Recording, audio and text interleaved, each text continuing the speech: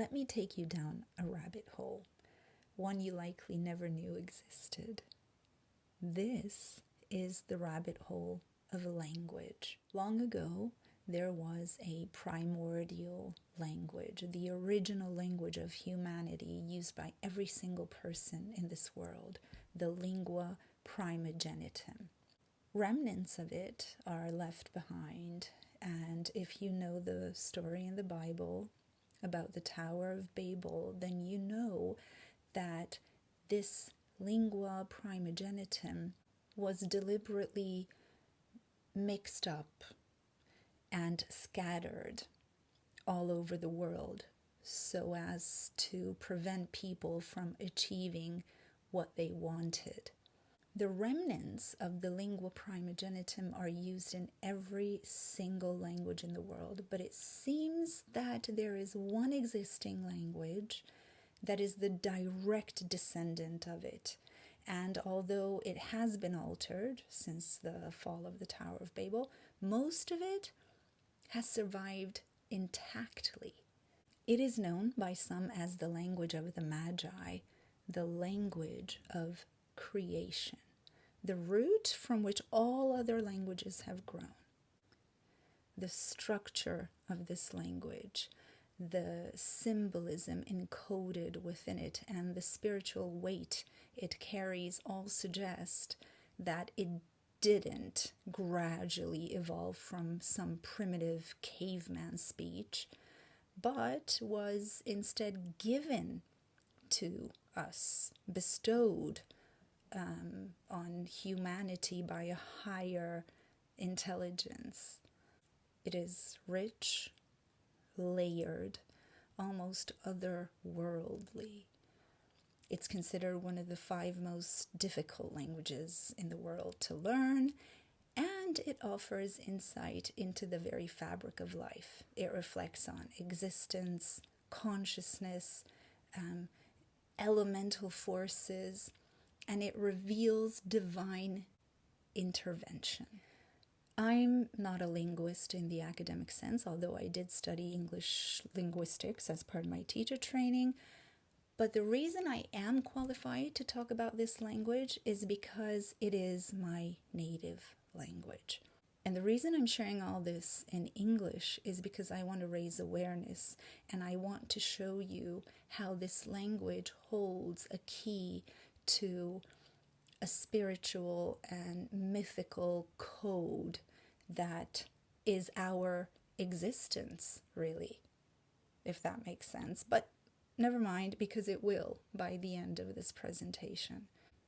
By presenting all of this in English, I also hope that speakers of other languages will reflect on their own linguistic systems and then maybe add their perspectives to what I'm about to present.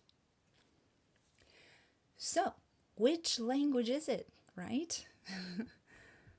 Well, it is the language of the Magi, the language of the Magyars, what is called Hungarian in English. The origins of the Hungarian language have long been debated. And yes, as with everything, of course, there is an official explanation which is repeated in schools and textbooks, and that classifies Hungarian as part of the Finno-Ugric language family. But actually, across decades and centuries even, scholars and linguists, including many who didn't even speak Hungarian at the start of their research, have presented compelling evidence to challenge the textbook view. And they argue that Hungarian, which I will be referring to as Magyar from now on many times, so that Magyar may in fact originate from Sumerian, which is widely considered the world's oldest known written language. Now, Sumerian is a language isolate. It cannot be definitively linked to any other language family. Now, some people say that Sumerian itself may have originated from an older version of Magyar, making Magyar its predecessor. I mean, that sounds very unscientific, right? But a lot of researchers, through patterns and symbols and shared roots, have come to believe that Hungarian may be the original language of creation. Now, I'm not going to prove that because I can't, and I don't even know if it's true. But here's what I can do. I can most certainly show you the beauty, the mystery, and the internal logic of the Magyar language. I can demonstrate why so many believe it holds the key to a code, or why it seems like there is a code within it, a kind of metaphysical blueprint that helps us understand the nature of our reality. And I can also demonstrate through thought-provoking examples that this language seems to be the one that was in use before the mixing up of languages. Honestly, I tried with all my conditioned logic to dismiss the wild ideas I had heard about the Magyar language, but once I started analyzing it myself, my mind was blown. And it was blown because I'm fascinated by mysteries, hidden secrets, humanity's hidden past, myths and legends and what have you. And through the analysis of this language, I have suddenly come to a point where I can link all of these pieces of a big puzzle into a beautiful piece of art. It's like a holistic, all-encompassing truth. And I must say, I am sometimes totally overwhelmed by how deep and complex this rabbit hole is. It's impossible to fit all my findings into this one presentation. But watch and listen carefully, and I'll show you the very opening of this rabbit hole, and I guarantee it'll stir things up inside of you so much that you will be wanting to explore this hole in its entirety. Sir John Bowring, who spoke over 100 languages, had this to say about Hungarian. This language is the oldest and most glorious monument of national sovereignty and mental independence. What scholars cannot solve, they ignore. In philology, it's the same way as in archaeology. The floors of the old Egyptian temples, which were made out of only one rock, can't be explained. No one knows where they came from or from which mountain the wondrous mass was taken, how they were transported and lifted to the top of the temples. The genuineness of the Hungarian language is a phenomenon much more wondrous than this. He who solves it shall be analyzing the divine secret, in fact, the first thesis of this secret. In the beginning there was Word, and the Word was with God, and the Word was God. Yes, this final sentence is of extreme importance, and we will come back to it once you have more insight so that I can reveal to you what it really means. But let's stop for a second and use our logic. The world was created after the creator or creators spoke. They spoke with intention and applied frequency, so basically sound and language, to bring everything into existence, to create. In other words, to do magic. So language came before anything we see here did. That must mean that we learn to speak from our creators, just like kids learn from their parents. So yes, the Lingua Primogenitum must be of divine origin. And it says so in the Bible too, that God named some of the things and he let Adam name other things with a little help. So if we believe in intelligent design, then this must be the case. If not, then, maybe languages just evolved from a bunch of random grunts. Well, we'll see. Now, as I said, there have been and are dozens and dozens of scholars who are convinced and try to convince us either that the Magyar language is the Lingua Primogenitum or that it originates directly from Sumerian. There are loads of books out there on the topic. I have about 40. I've been through most of them. I haven't finished all of them.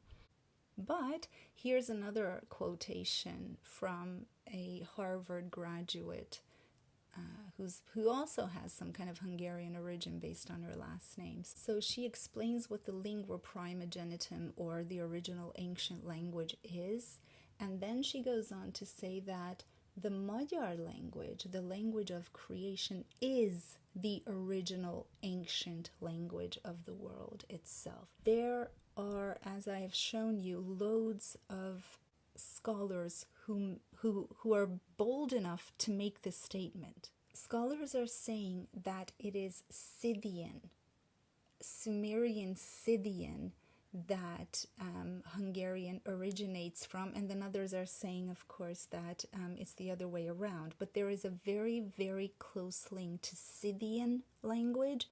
Here you see a map of Scythia. In Hungarian, we refer to them as Szitja, Szitja ország. Scythia is Szitja ország, Szitják are the Scythians. We also have a bunch of ancient historians who supported the Sumerian Scythian theory as well, and some of those names include Cicero, Herodotus, and so on. And here I have a bunch of quotations. I'm just going to run through the most important parts. So we've got this: Hungarian is rumored to be the only tongue in the world the devil respects. And then we have a programming language for the human soul. In its structure and formation, it shows a high degree of original genius. And then we have whoever learns it begins to think differently. Through this extraordinary, ancient, and powerful language, it is possible to precisely describe the tiniest differences and the most secretive tremors of emotions. And finally, savage it may be, but of a beauty that has nothing human about it. Even if Hungarian isn't the Lingua Primogenitum, it is still the direct descendant of Sumerian and Scythian, according to my research. First of all, let's compare the age of Sumerian versus other ancient languages like Egyptian and Latin as well, as we will have to rely on this information later on. So as you can see, Sumerian is the oldest. Okay, there's no arguing about that. That's a fact. Sumerian is the oldest. So basically, Sumerian is about 5,000 years old, according to the official explanation. But of course, we've got the wild ideas from Zacharias Sitchin, who argued that Sumerian goes as far back as 450,000 BCE. Okay, that's old. That's old. But the great thing about this is that no matter which piece of information we rely on, we must admit that Sumerian is older than other languages. So when we analyze words and we find Sumerian roots in those words, we will simply have to ditch the official explanation where we're told that said word originates from Latin or Greek. It will inarguably and undeniably have to originate from Sumerian. That's a fact, okay? You can believe that it's 5,000 years old or almost 500,000 years old. It doesn't matter. And I just want you to bear in mind that 60% of root words found in Sumerian are also found in Hungarian. And that is a huge percentage. Okay, so let's just try to make one thing clear. I'm not here to prove that the Magyar language predates Sumerian. It's more than enough to show a closely knit link between the two languages and to show that all other languages stem from the Lingua Primogenitum, be that Sumerian or Scythian or Magyar or anything else. An agglutinative language uses root words to form new ones, and then such a language literally grows from a root, like a plant. And then in the end, we get so-called word clusters, at least in the Magyar language, that are formed from these root words. And with a tiny amount of modification, we can get words that mean the complete opposite of any given root. This here is the opening to a very famous Hungarian cartoon. It's an animation based on folk tales, and everyone knows it very well. I'm not going to play it for you, but what is happening here is that there's a bird who starts singing, and out of the mouth of the bird comes a vine, and then we see flowers blooming off the vine, leaves and flowers. This demonstrates exactly how our language works. We've got frequency uttered with intention, giving rise to creation. And all of these things that are created are linked, and that vine shows that link. I'll show you another picture of it in a minute. What is the connection between these English words? I've got glow, excited, muscle, light bulb, sweat, and jittery. There is something in common between these words. Can you guess what it is? Well, let me reveal it to you. I hope you thought for a second. It's not that difficult.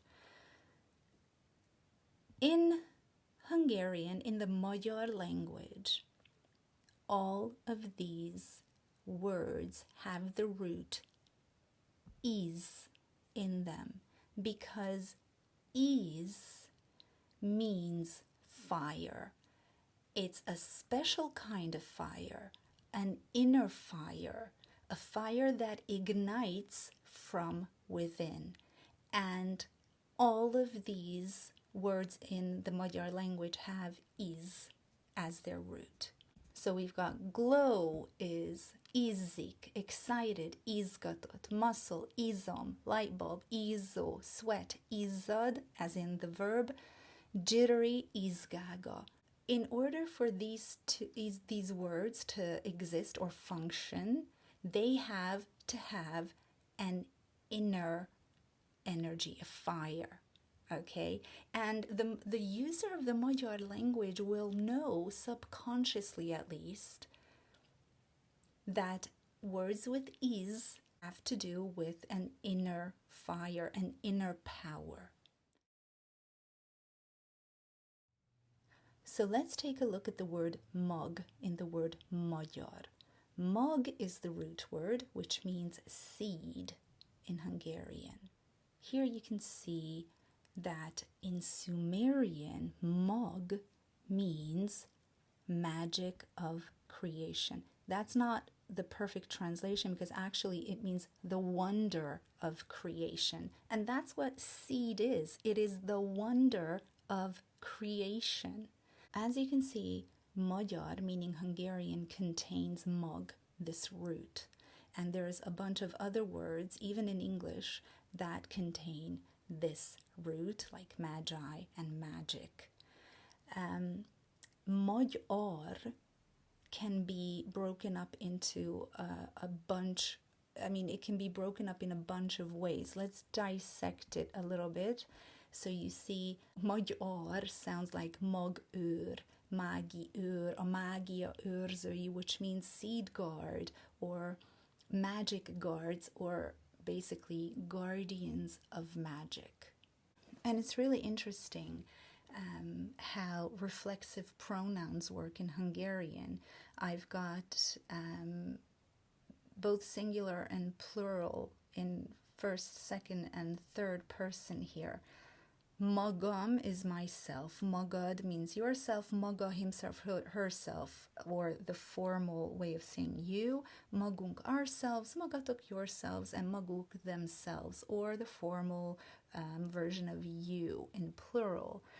So basically, when you're referring to yourself, your true self, you're saying magam, which sounds exactly like magom, which means my seed.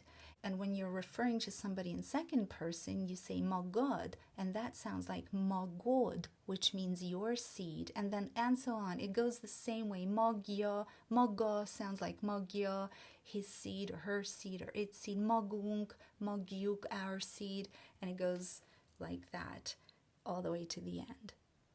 So basically what you're saying is, I carry within myself my seed. Mag, meaning seed, is the true self, the higher self, the soul. So let me show you how the root mag is applied in everyday language. I have these words here. And the first one, magzat, literally means that which comes from seed. And that's the Magyar word for fetus. Magas or magos means that which has seed. And that's the word we use for tall or high. Magvas means things that have seeds placed in or on them. So it means seeded or something with seeds, as in bread. Magány means my own seed's path, which is the word for loneliness. Magányos, walking or following my own seed's path, that's the word we have for solitude. And magasztal means raised to the highest place, and that's our word for praise or glorify. Now let's look at some English words with the root maj in them, because in English it's obviously pronounced maj. We've got magic, magistrate, majestic, major, magnify, magnanimous, magma. All of these words refer to something authoritative, grandiose, worshipped, something powerful, or something coming from the core, basically the seed of. Do you see what I mean? Here's that animation again. We've got the actual root, and I'm not going to go into this except at the very end of this video, is ma or mu. And then from that we have mag, magia, magyar, and a bunch of other words. Just like you see in English in this case. Now, because we linked Hungarian, the Magyar language, to Sumerian, let's take a look at the Sumerian creation story for a second.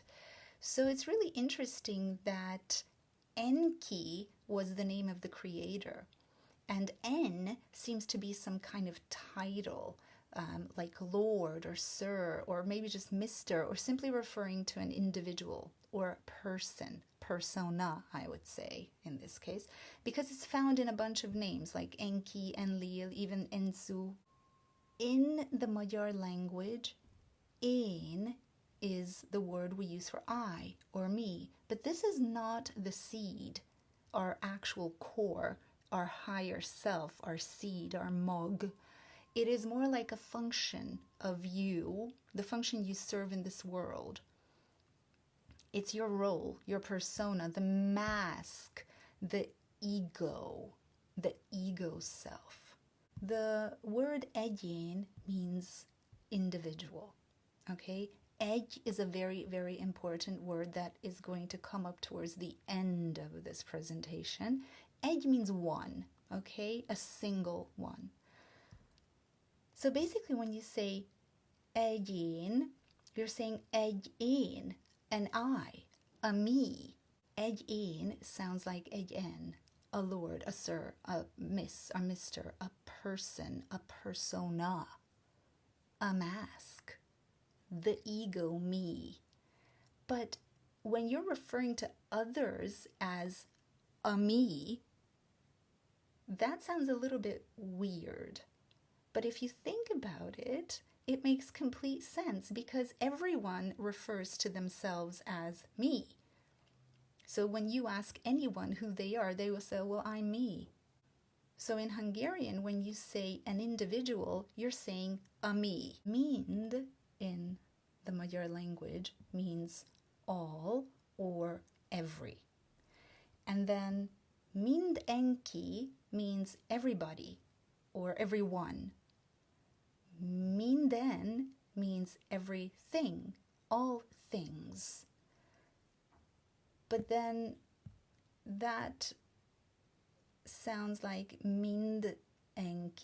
When you're saying everybody, you're saying all of them, or all is enki. And then when you're saying minden, meaning everything, you're saying all is me. Wait, when I'm saying everybody in the Magyar language, I'm saying all is Enki. Well, yes, according to the Sumerian creation story, all of us are made by Enki. And then Mind-in, when you're saying everything, you're saying all is me. Well, according to yogic tradition and a bunch of other esoteric and spiritual teachings, yes, everything that you see is you. And if you're still not convinced that there is a very deep spiritual truth in all of this, let me show you this word. What do we say in English when a problematic situation or an inconvenience arises and you want to convince yourself or others that it's unnecessary to worry about it? What do you say? You say, never mind, or, oh well, don't worry about it. What do we say in Hungarian? We say, mindegy. And what does that mean? Egy means one, mind means all. It means all is one. Don't worry about it because all is one. Mindegy. Did you know that the Doppler effect is present in the Magyar language? This is because Hungarian, the Magyar language, is one in which the self, the seed, the observer is the center of the universe, and the Magyar language clearly expresses this in a bunch of ways. But what is the Doppler effect? When a car with a siren approaches you, the sound gets higher pitched.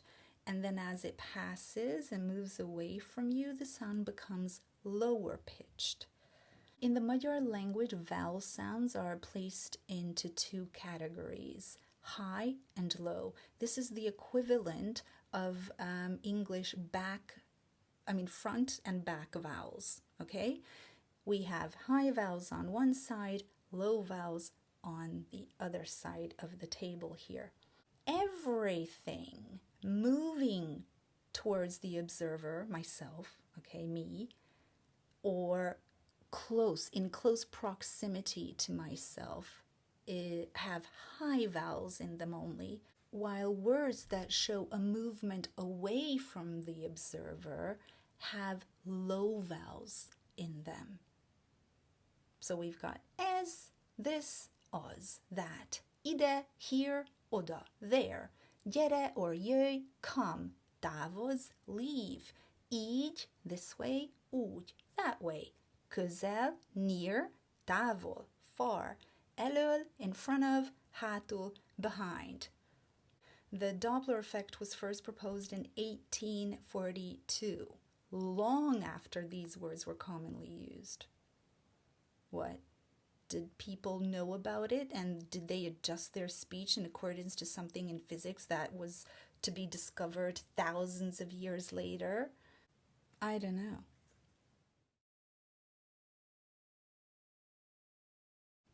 I am going to explain to you the meaning of love based on the Magyar language.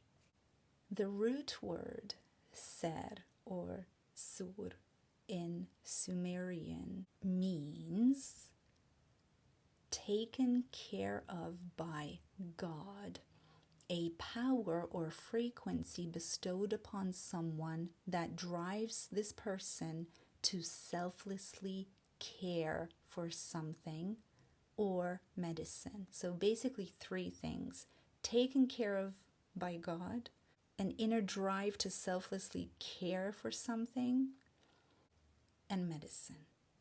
That is the definition of love. In Hungarian, you will see that words can also be read backwards. So ser backwards is rej. Rez is the root for resonance found in all words having to do something with vibration. So as I said, the meaning of ser refers to a power, a godly power, a frequency that makes someone develop an inner drive to selflessly care for something. Okay, and then backwards we have that same idea, because a resonance, even in English, has to do with vibration. We've got obviously szerelem, romantic love, and szeretet, all other types of love. Okay, there's a distinction in Magyar, in the Magyar language, between the two. But we also have a bunch of words that seemingly have nothing to do with love. Let's take a look. Szerény means modest. Based on the agglutinative Magyar and Sumerian languages, it means taking care of his own house. And that's what a modest person does. They don't look around, they don't compare themselves to others. They're happy with what they have. They're not envious. They just mind their own business. They deal with their own surroundings, right? That's it. Szerencse means luck or fortune, and that means taken care of by the Lord's hands. Szerencse, I just mentioned here, see how the word N appears in the middle of the word, meaning Lord. Szertartás means ceremony or ritual, and that means according to the power of careful consideration. Szerződés means contract or treaty or a pact, and that means according to the caretaking emanating from God's knowledge. We also have szerez, which means obtain, making the caring of permanent. And we have gyógyszer, literally medicine, and that means the healing or caring product of a plant or fruit. Rendszer means system, and that means caring for the higher law. Finally, I have szervezet, which means organism or organization, and that means carer for that order which is led, which has a leader at the top. I find this very interesting. Next, I have a root, which is found in all of these English words. The root mer or mer is very interesting because it has three seemingly distinct meanings. One meaning has to do with measurement. The other one has to do with diving or placing into water. And the third one is actually courage. Mer ties together the mind, which measures, the soul that dives deep, and the will that dares to act. And for that, of course, you need a physical body, a physical form. So mer is for measurement, and that is connected to the mind, right? Thought and reason. Let's see some of the words we have here. We have all of these. Mértan means geometry. Felmér means to assess. Kimér means measure or portion out. Méreget means sizing somebody up or weighing up, let's say, a situation. And mérleg means scale or the astrological sign Libra. To carry out these actions or to use one of these things, you need mind, thought, and reason. Next, we have mer for sinking into or scooping out of water, mainly, or some sort of liquid. And that is connected to the soul, emotion, and imagination. And I have these Hungarian words. Elmerül means sink. Mereng means gaze thoughtfully or daydream. Kimerült means exhausted. Merít means scoop out or draw, metaphorically, from a source. These have to do with your soul, because even in case of the word exhausted, there's a difference between being tired or sleepy and being exhausted, right? Because by the time you reach exhaustion, it is your soul that becomes tired. And I want to draw your attention to this little interesting fact that mare in Latin means sea. And every word in English that sounds similar also has to do with the sea or the navy and so on. The final one, mer, for courage, is connected to the body, your will, when you actually take action. And I have these examples. Merisel means have the audacity to do something. Mer means dare to do something. Kimeriskedik means venture out of, let's say, a safe place. Okay? You need courage, obviously, to do these things. But what about this seemingly unrelated Magyar word? Méreg. This has two meanings, which I will reveal in a moment. Relying on the Sumerian meaning of méreg, because yes, it is found in Sumerian as well, we get the definition, the mass of bitterness. So what do you think méreg translates to? Well, it means anger and it means poison. When you are angry, you are poisoning your body. And you know what? Rudolf Steiner thought the same. He said that through this anger, one secretes a superfluous amount of bile. Actually, first a lot of cyanide, then bile. And you get a terrible blood poisoning from the anger. The next word I have for you is hot. It means two things again. One is the number 6, and the other one is to affect. Why do we have a word that is shared for both the number 6 and the verb affect? Well, it's very interesting because in our reality, we have 6 directions: up, down, left, right, forwards, backwards. In the physical world, it says here, the 6 directions form the 3-dimensional coordinate system that allows us to place, orient, and locate things. Together, they make up the 3D Cartesian coordinate system, which is the foundations of physics, geometry, architecture, computer graphics and game engines, navigation and GPS, robotics, and AI spatial awareness.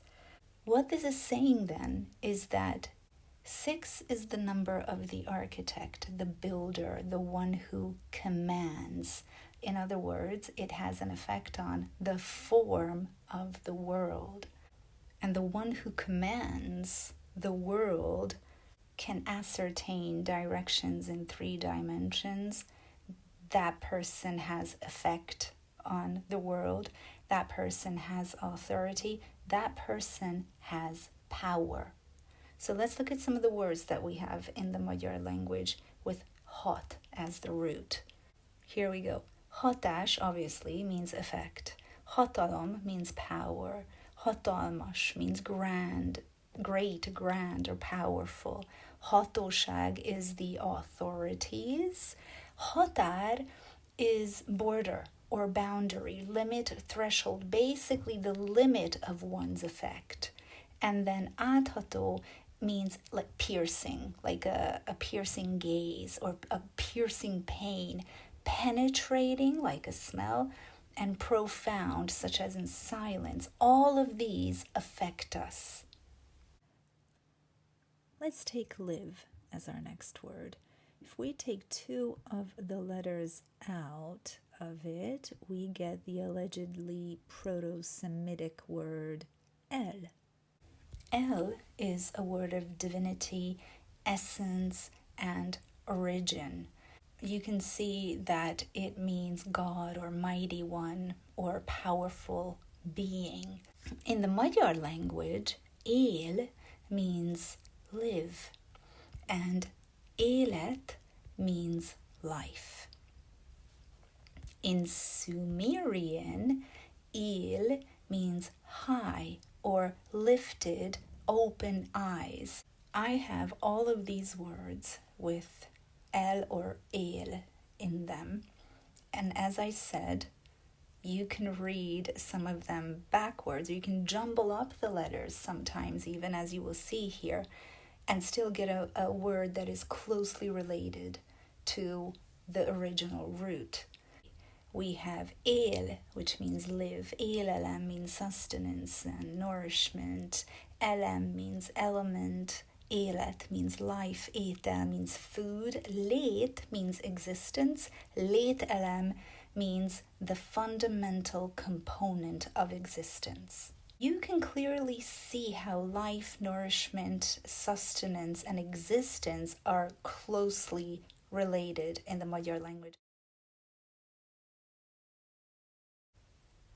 In this part, I'm going to show you how some words in other languages, and I'm going to be focusing mostly on English, only make sense using the Magyar language as a guide. Let's take this English word, for example, sail. Allegedly, it comes from an old English word that sounds the same way. Okay, but what does it mean? Did people just look at a sail and come up with this random word? Why is it called sail? Why not anything else? I don't know. Have you thought about that? I don't know. But what I do know is we have sail in the Magyar language. And do you know what that means? It means wind. Ah! No connection there, obviously. Okay, let's look at the word fast, used as an adjective, adverb, and noun, and then the verb fasten. For example, she ran fast. That's a fast car. I did a 3-day fast, and fasten your seatbelts. Okay? What is the connection between these words? Well, in English, absolutely nothing. But think about it for a moment, okay? In Hungarian, we have the word fesz, and that relates to tension. Because when you run fast, you need to tense your muscles. To do a 3-day fast, you are on a tense, in other words, a tight diet. When you fasten your seat belt, it's not the buckling of it that is the focus of fastening your seatbelt. Otherwise, we'd say buckle your belt or something. It's the tightening. Make it tight so that it holds you to the car seat firmly, right? Okay, let's see what the textbook says. Well, it says that fasten and fast in every word class that we've looked at comes from, let's see, Old High English, Armenian, Middle English, Old Norse. Never, ever will you read that anything has anything to do with the Magyar language. Ever, okay? Nobody took anything from the Magyar language. It was the Magyar language that took everything from all over the place.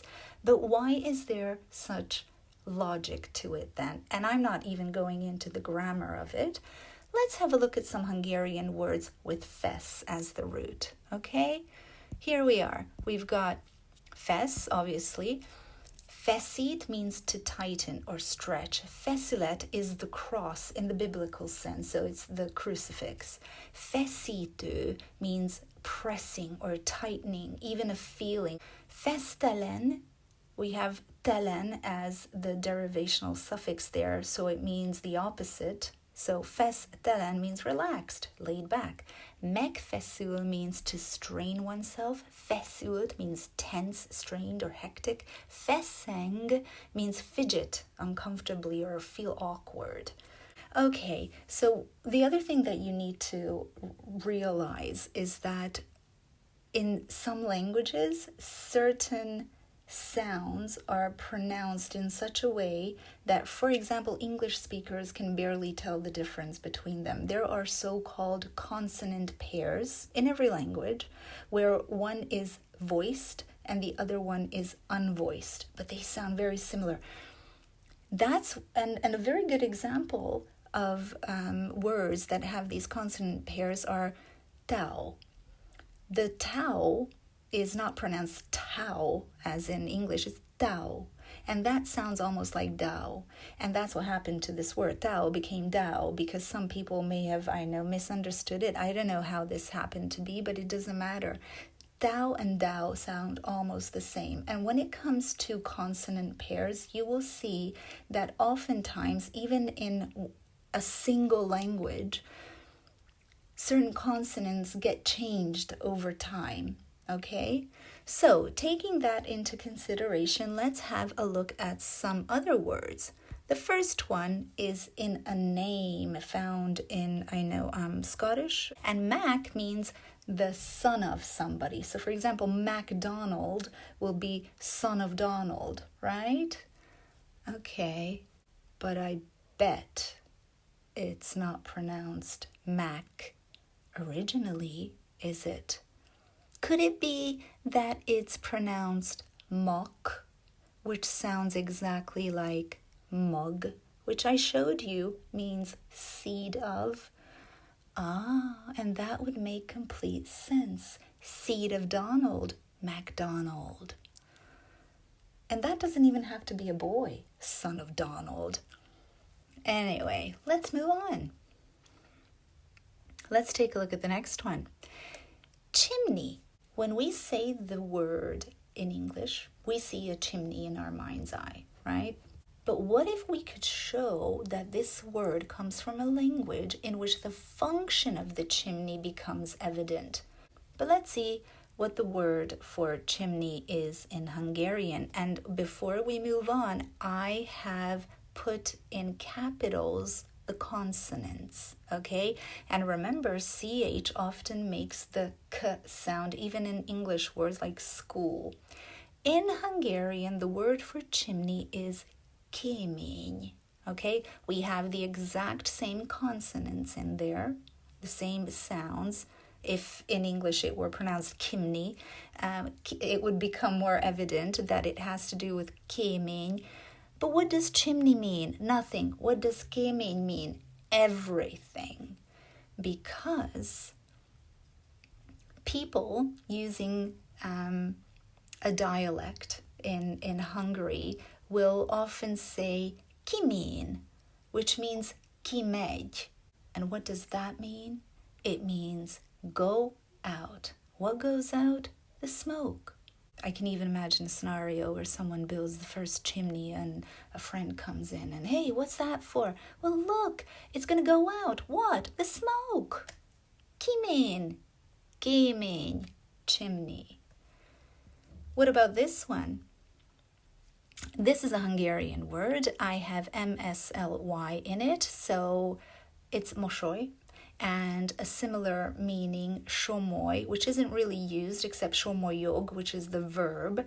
I wonder if you can guess. Take a look at the second word and try to come up with a word that has, in English, the same consonants. The vowels are totally different, but the same consonants. What do you get in English? I'll give you some help. You can find this on somebody's face when they're happy. What kind of face do they make? A smile-y face, and that's what it means. Mosoly means smile. Somoly is a different type of smile. It's more like a Mona Lisa type of smile, where someone is hiding something or knows much more than they want to reveal. So if we take the word kör, for example, which forms the root of many, many Hungarian words that I'm not going to show you right now. It just means circle, okay? Kör is circle. we have a word that has the same consonants in it, but a different vowel, ker, and words with the root ker suggest that you are surrounding something, or if the words are nouns, words with the root ker show that something is bordered, surrounded. So I have a couple of words to show you that. We've got kerek means round, kerit means surround or border. Kerítés means fence, kerék is wheel, beteker wrap, teker turn or twist, kerge is crazy.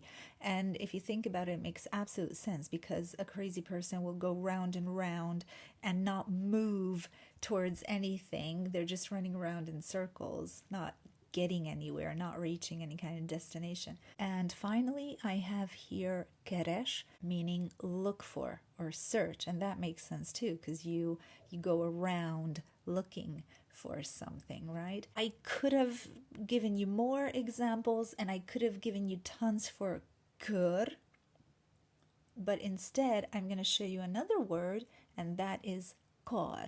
That means arm, as in the body part. It can also mean lever or handle. All of these things can make a circular motion with one fixed point, a central point, and it can, even a door handle can move in a circular motion. I think I've mentioned before that there are consonant pairs in every language, and these consonant pairs sound very similar, like k and g, t and d, as I showed you in Tao and Dao. Okay, one is voiced, one is voiceless. These consonant pairs are often changed. When languages borrow words from each other or take words from another language, they will sometimes, many times, change the letters so that it becomes more fitting for any given language. So for example, the k sound will be changed into g in certain languages where it sounds better, where it's more suitable for that language. But it happens even within a language, okay? And before we move on, I want to show you the beautiful logic of Hungarian language and how every single sound is associated with something, a feeling, an action, and so on. So I showed you how K and R form words that suggest some kind of circular motion, or the ability to move in a circular motion.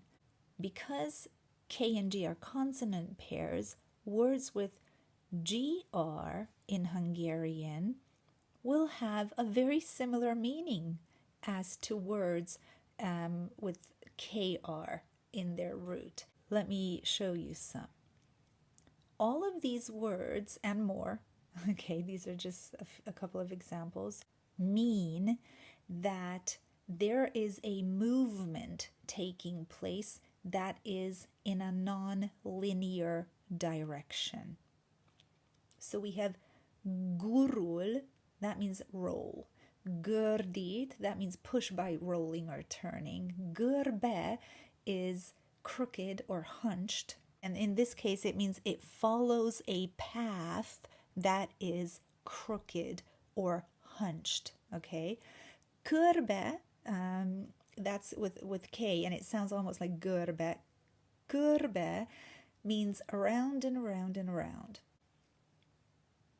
Why is all of this important?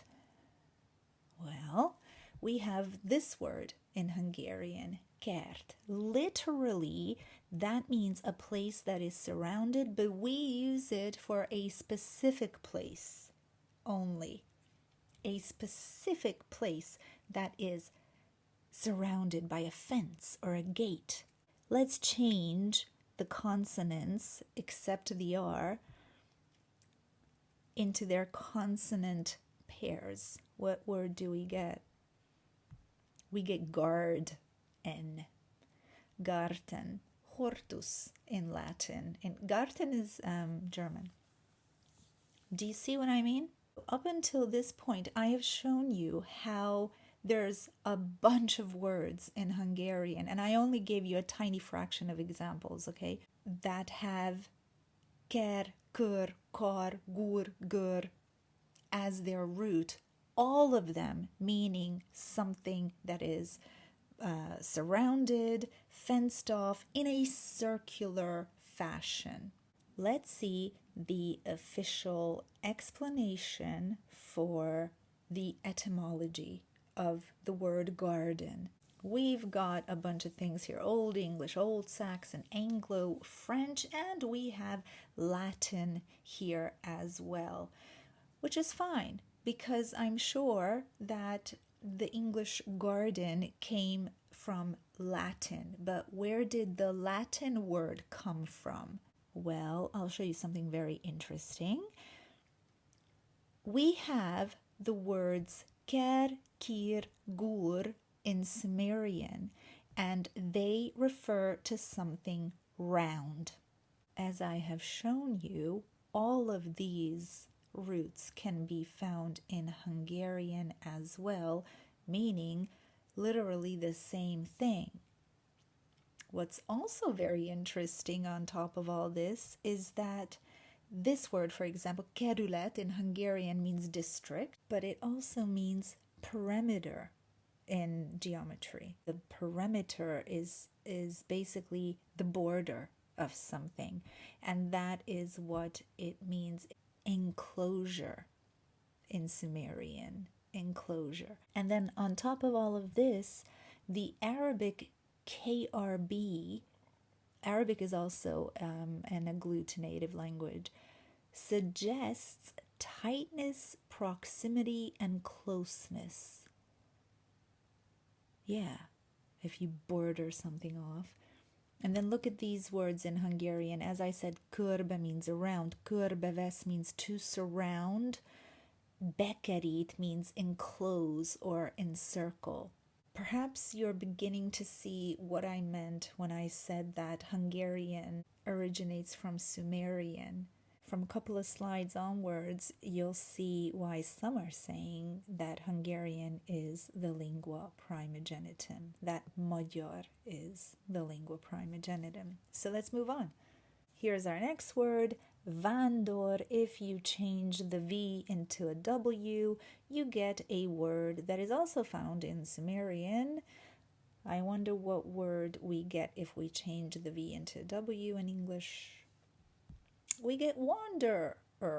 And if we take a look at the roots in this word, it literally means a man with no work or job. Isn't that what a wanderer is? Field is our next word, and this English word is supposed to have come from the Old English feld, which is same as the Old High German feld, which means floor. I mean, it kind of makes sense, yeah. You walk on a field is like walking on the floor. But I think anything could be called a floor which your feet touch and you walk on it. So could there be a better explanation as to the etymology of this word? Well, in Hungarian, we have the word föld. Kind of like, sounds like field, föld, and that means land, soil, and we even call our planet föld, so planet Earth. So which one is a better explanation? Is a field a floor, or is a field a big piece of land with soil all over it? I don't know. Okay, next up, I have this word, öreg. Öreg means old or an elderly person. Let's see what we get when we read it from back to front. We get gerő. Now, if we add an N to it, we actually get the Greek word for old man. A respectful term as far as I know. Okay, so let's have a mini history lesson here.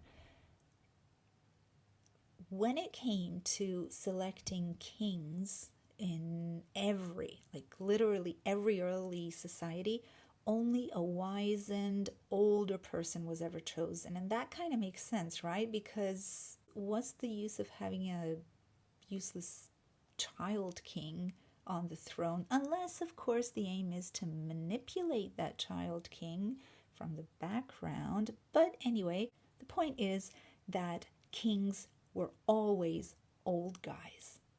Latin does not have the Ö sound like the Magyar language does, so let's take Ö off of öreg. What do we get? Well, we get reg, and reg in Latin has everything to do with kingship, ruling, and power.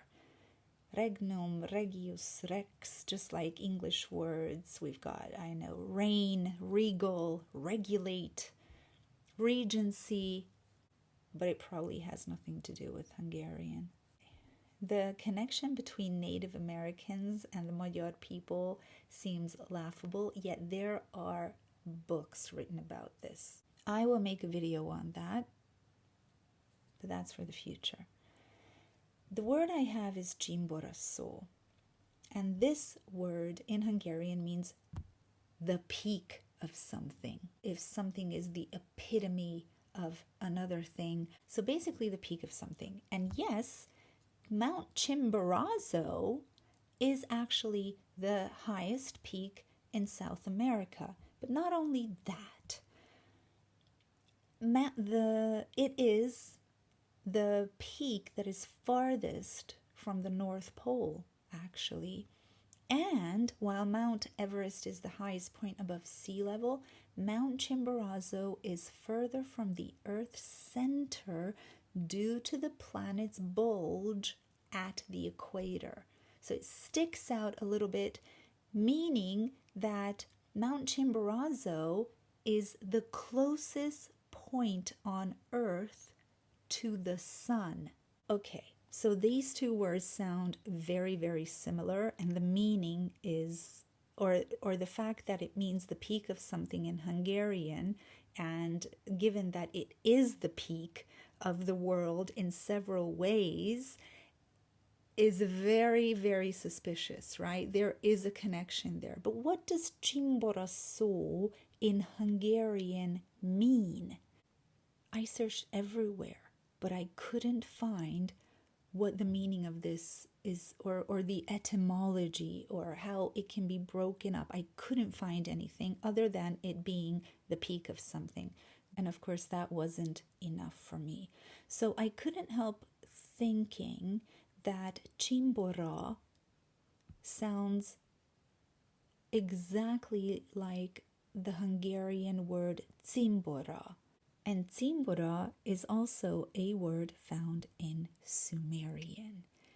Cimbora in Hungarian means comrade, and cimbora in Sumerian means soul beaten by rainstorm. It also means windstorm, okay? A part of it means windstorm.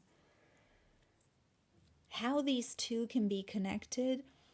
Well, comrade as in someone who kind of shares a burden. So a soul beaten by a rainstorm is someone who has gone through a lot of suffering. And if two people meet who have gone through a lot of suffering, there's a connection between them. Okay, so that's why they become, he's like a fellow sharing your problems. So cimbora in Hungarian means fellow, partner, mate, comrade. But based on the Sumerian meaning, the Hungarian Csimboraszó can be broken up into Cimbora, so cimbora, and szó. And that started making sense for me. But first, let me show you the weather conditions at Mount Chimborazo.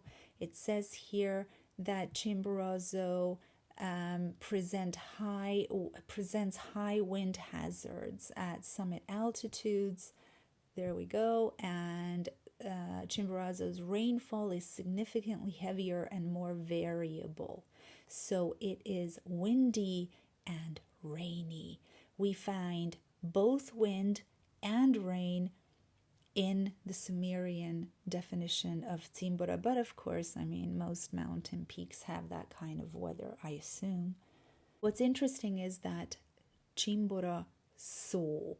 In Hungarian, every word with s, z, ts, ch suggests a kind of sound or a vibration or a movement. So actually means word because the air is coming out of your lungs. So there is air movement. So all of these words that I have here that I'm not going to translate, so, zug, zizeg, zhong, zeng, sal, sel, chilinga, chichok, chipok, all of these words describe sounds. They're onomatopoeic words and they suggest air coming out of the lungs or air in nature giving rise to sound frequency. Okay?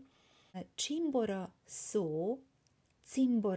so literally means wind sound, the sound of a storm, the word of a storm, literally actually, or the word of the wind.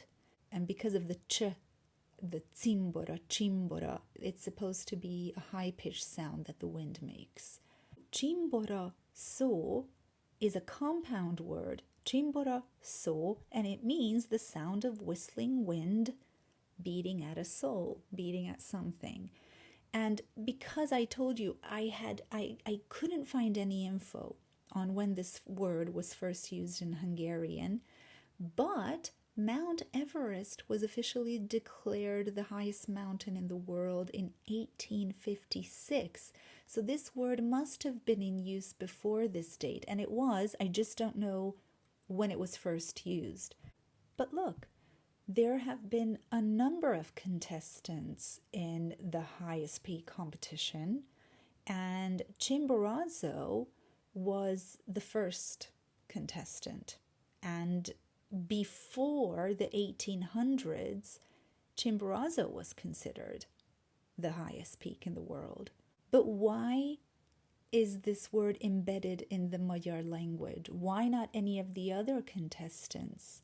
And remember, Mount Chimborazo is the peak of the world. It is the point closest to the sun. We have a mountain's name, which means the sound of whistling wind beating at it, at the soul of the mountain, at the peak of the world, or a friend. We'll look at another geographical location, and that is Huascaran, which is in Peru. Not much is known about the etymology of this word, but let's see the official explanation. So it's Huascaran, okay? What does it mean? It is supposedly a name given by the local population, probably because the mountain rises above the town of Huasco, receiving its name from the Quechua word for rope, which is Huasca. Rope. They named their town Rope. Okay. And from rope, they named the mountain Rope something. Huasco is rope, and then what's Huascaran? Ropes? I don't know. But could it be that it was the other way around? People went there, saw the mountain, named it after something, and then named their town after that. Let's use the Magyar language to dissect Huascaran. Well, it doesn't take much thinking, actually. This word consists of two Hungarian words. One is havas, huas, havas, meaning snowy.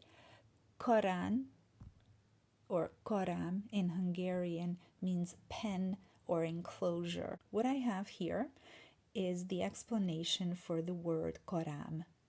It's Koran or Koram. In the past, it also meant a cone-shaped shelter made of reeds. Right now it means a pen for animals without a roof. So a cone-shaped shelter, snowy cone-shaped shelter, not made of reeds, but perhaps there are trees around it. So based on the Magyar language, we have a snowy cone-shaped place that offers shelter. Oh, look, there it is. It's snowy. It's cone-shaped. And it obviously provided shelter. That's why the people of the town settled there. So, havas karam, etymology unknown, probably rope. In Hungarian, we have snowy cone-shaped. I don't know. Which one does it look like more, a rope or a snowy cone-shaped shelter? We need to talk to the people of Huascaran. And it's also probably just a coincidence that Hungarian and Mexican ethnic attire and embroidery patterns are indistinguishable from each other. Yep, the one on the left is Mexican, the one on the right, Hungarian. Who can tell? Who can tell which is which? Mexican? Hungarian. This one is Mexican. This one is Mexican. This one is Mexican. Hungarian. Also Hungarian. Hungarian. Hungarian. Mexican. But this one's Hungarian. These things don't just happen accidentally. People living thousands and thousands of miles away from each other don't randomly come up with patterns like this. And it's not like they downloaded the information from the Akasha, okay? Because it's way too similar. And I just realized, take a look at this. You see the birds? You see the birds? Remember the folk story animation that I showed you? Over there too, the birds. Doesn't look like a pigeon over there, but it's the bird uttering the frequency. And look, there's the bird. Oop, not there. Over there. You see the birds?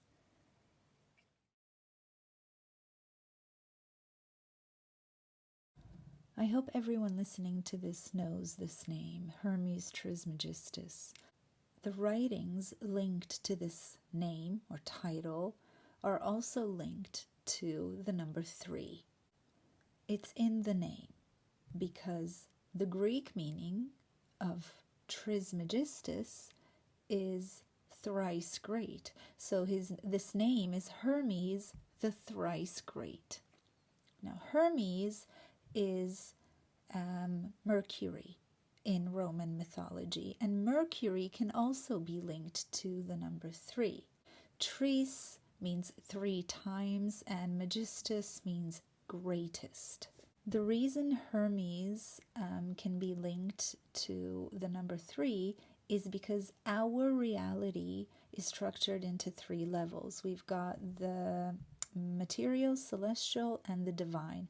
And Hermes was the communicator between these worlds. Hermes is Mercury, as I said, in Roman mythology, and Mercury can also be linked to the number 3.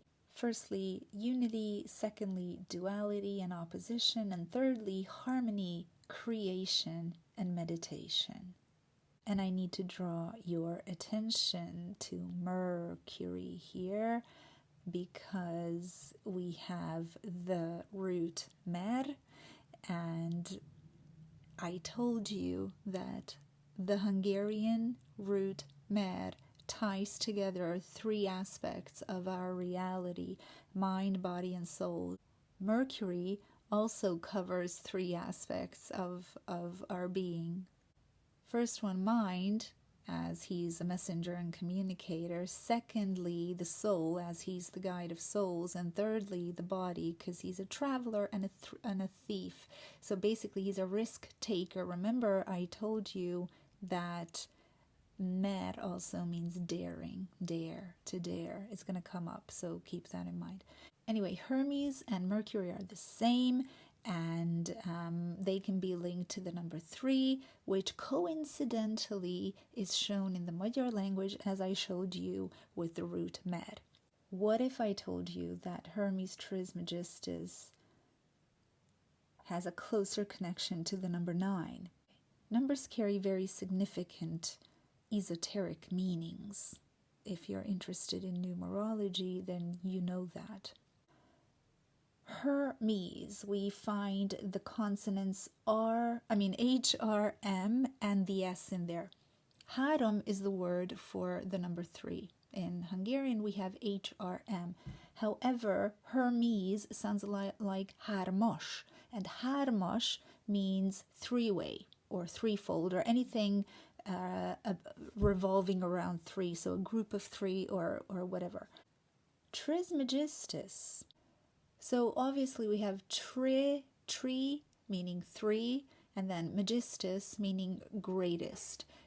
It comes from, megas, which is a Greek word, and that means great. So magistos, I don't know how to pronounce that in Greek, is the superlative form of megas, and that means great.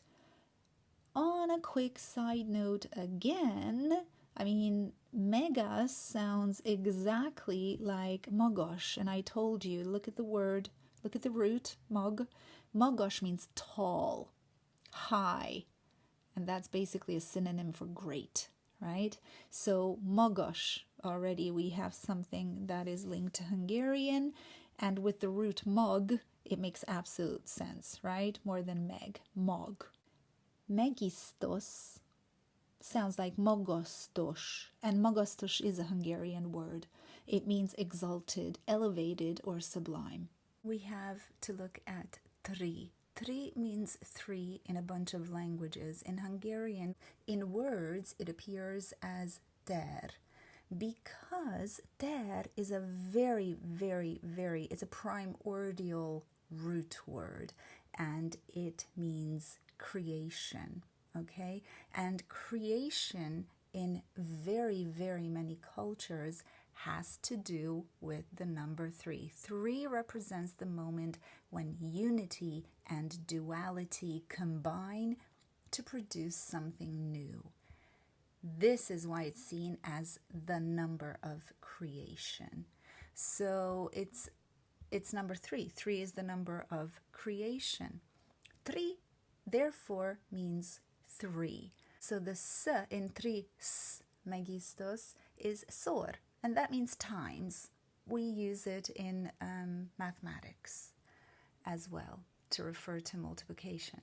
So what we get is Hermes Trismegistus, meaning hármas, háromszor magasztos. And that means 3, the thrice great, or something like 3 times elevated, or 3 times exalted. So 3 times 3 is 9. And 9 is the number of completion, universal consciousness, and initiation. And that's what Hermes' teachings are all about. The number 9 is a very important number because any number multiplied by 9 results in 9. And the most important part of the Emerald Tablets is as above, so below. That's what the number 9 reflects. The 3 sacred sciences that Hermes or Mercury governs touch 3 worlds. And that's 3 times 3, and that results in 9. When we look at the Greek meaning, Hermes, the thrice great, we only get a partial meaning because 3 is just the beginning. 9 is completion. To fulfill his karma, I guess, he has to reach the number 9. I can stop myself from thinking about other words that sound like három in other languages, but I don't know languages, okay? I don't speak many languages, but then suddenly a word, an Islamic word came up, which we use in Hungarian as well, harem, which is harem in English. Harem refers to the women's quarters of a household, particularly in elite or royal residences. It literally implies a protected or forbidden space, a private sanctuary for women, not to be accessed by unrelated men. You may think, what on earth does that have to do with the number 3? Well, think about it. In the Holy Trinity, which is called Szent-háromság in the Magyar language, which is a harmonious trinity, the 3rd place belongs to the divine feminine. So the Father, the Son, and the Holy Ghost. The Holy Ghost is the sacred feminine. Now do you see the connection? A private sanctuary for women, a protected, forbidden space. That is the mug. That's the mug, the seed, the soul, the divine feminine. The part of your being that is governed by the mother goddess. That's how the number 3 has to do with harem and women.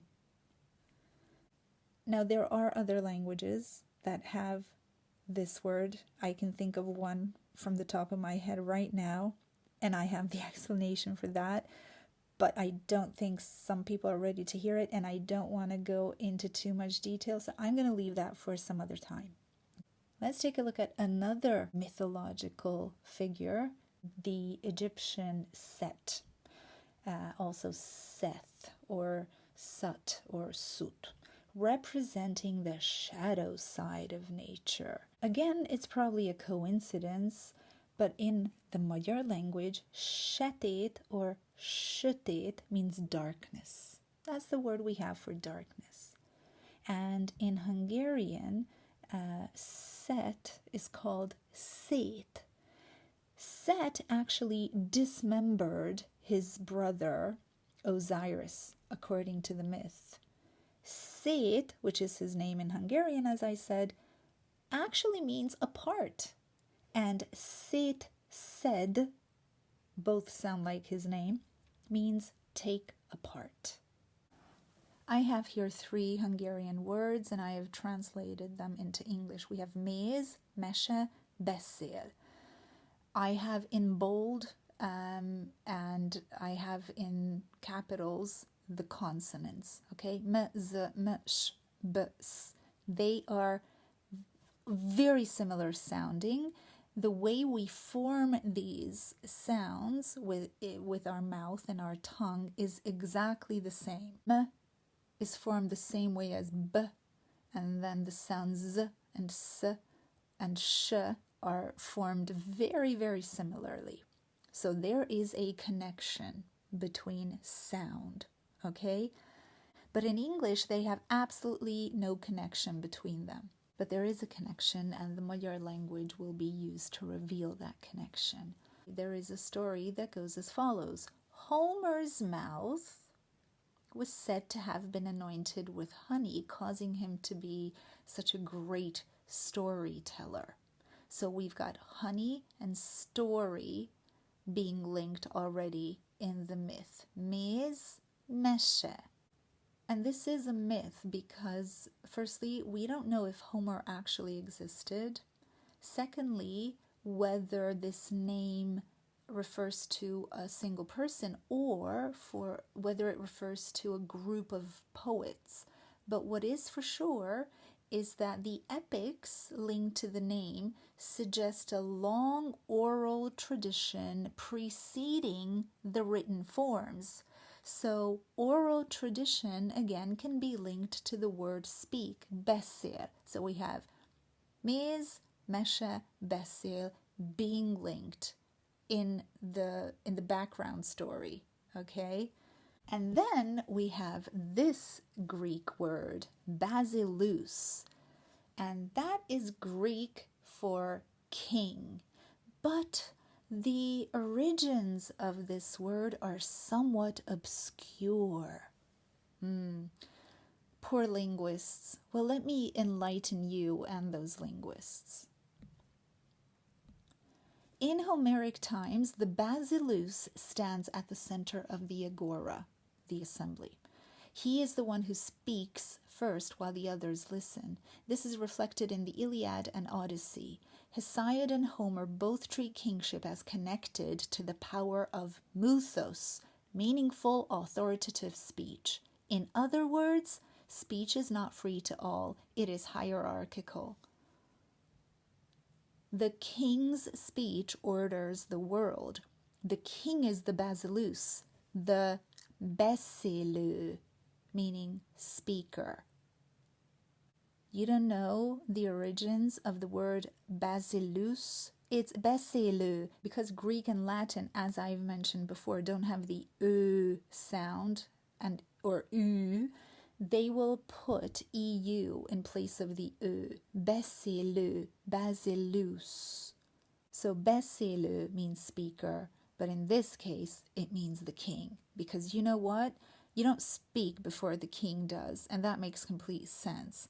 The king stands in the middle of the agora, and he speaks first. He is the besileu. The other ones just stand there and shut up until they're asked to talk. This next person you probably know very, very well. He is Prometheus, and we've got a bunch of things named after him because he is the savior of humanity. He is the Titan who defied Zeus. He is the one who gave fire to humanity. And then Zeus chained him to a rock where an eagle devoured his liver daily as a punishment for being so naughty. And Prometheus' name is supposed to mean forethought because he was thinking ahead and he wanted to help people, I guess. But what if I told you that this figure was not as brave and cool and defiant as we were taught he was? I will do that in a minute. But let's take a look at his name. The official explanation goes as follows. His name can be broken up into two parts. Pro, meaning before or in advance, and metheus, meaning to think or plan. That's why his name means forethought. Okay. He's thinking ahead, right? He's thinking, oh, these humans need a little bit of help. They need to grow. They need to evolve. I need to give them fire. But why did he have to steal fire from the guys? I mean, fire is a basic element already present on Earth. It was already present on Earth. It was here way before people were. To control fire, yes, that's a different question, but surely people who came up with things like language and all sorts of other cool things have managed to control a little bit of fire without the help of a god. What if Prometheus didn't give fire to humanity but took something for himself? And then if you look at this word, his name has nothing to do with fire, according to the official explanation. And you would think that a name reflects somebody's actions or abilities. Names had meanings, okay? And names revealed character. According to this explanation, nothing is revealed. Let's look at the Hungarian version then. According to the Hungarian version, and in Hungarian, Prometheus is pronounced Prometheus, but it shouldn't be pronounced like that, because pro means puro, pyro, and you might think of pyromaniac and all the words in which we find the root pyro. Yes, but in this case, that's still not the word for fire, because piros means red in Hungarian, okay? That's it. Red is associated with fire, absolutely. If you think of chakras and if you think of fire itself, yes, but wait for it, because pro means piros, okay? Red. And we have a bunch of words in Hungarian that have piros in them, or piro. Elpirul means blush. Pirkadat is the break of dawn, so when the sun shines in a red color. Pirit literally means make it red, and that's the word we use for fry, okay? Emi or evi is linked with eating, okay? Esik is the conjugated form of eat. Emésztés, here you go. Emésztés means digestion. Evés is eating. Csecsemő literally means breast eater. And that's the word we use for baby. So as you can see, emi, evi, all of these things have to do with eating, drinking, digestion, consumption. And then we come to the EU part. U, there's no U in Greek, so Theus is tus, and that is tűz, and that's the Hungarian word for fire. Tűz, okay? So what do we get if we add all this up? Well, what we get is piros tűz evő, red fire eater. That doesn't make much sense, actually. Could it be red fire drinker? Red fire consumer? What is a drink that could be called red fire? Could it be this?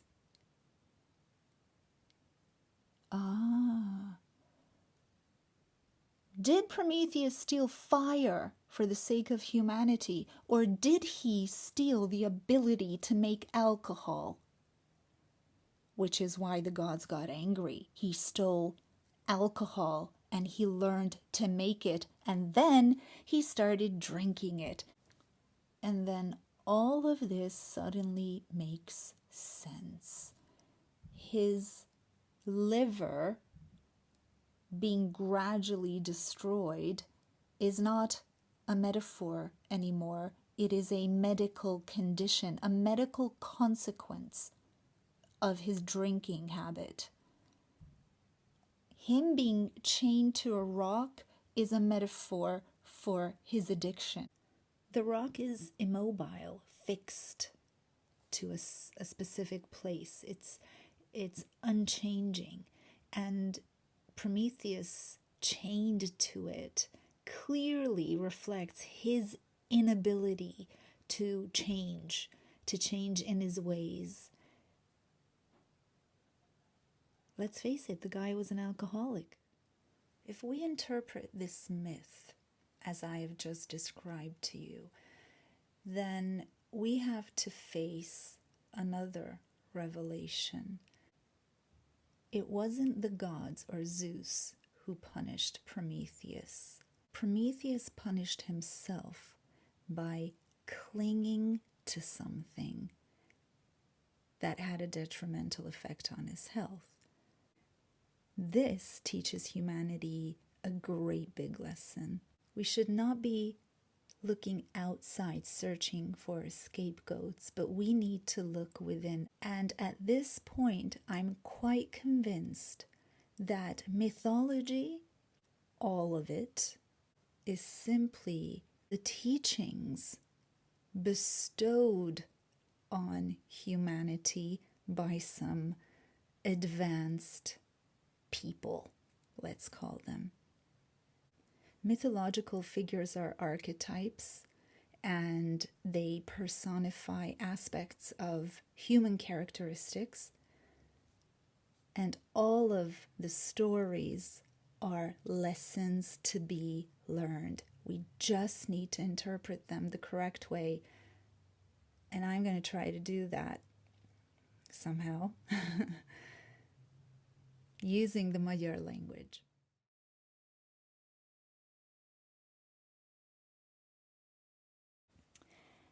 This next section is on biblical names and events, and this section is huge, so I have chosen 3 examples and a bonus.